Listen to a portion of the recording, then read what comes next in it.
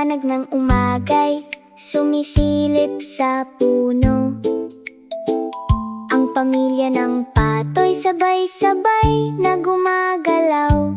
Sea, magkakatabi silang nagsimula ng araw.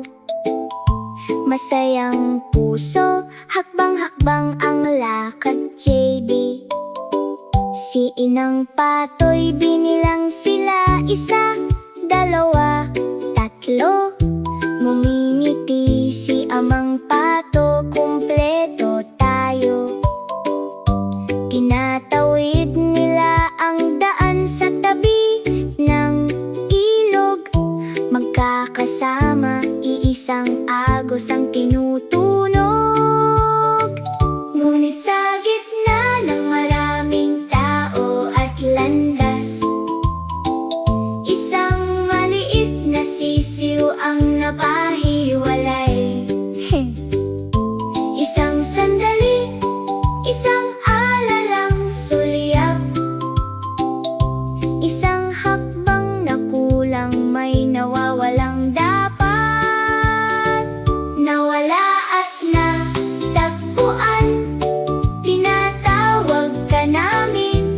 Sa bawat daan, kami naroroon pa rin. Ang pamilya ng Patoy, di susuko kailanman. Uuwi ka rin, ikaw ay aming iingatan, Amy.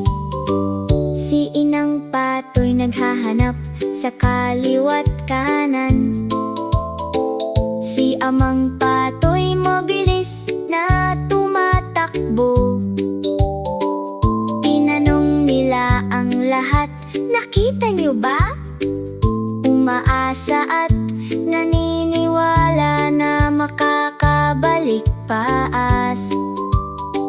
Ang sisiw ay naghihintay sa tahimik na lugar.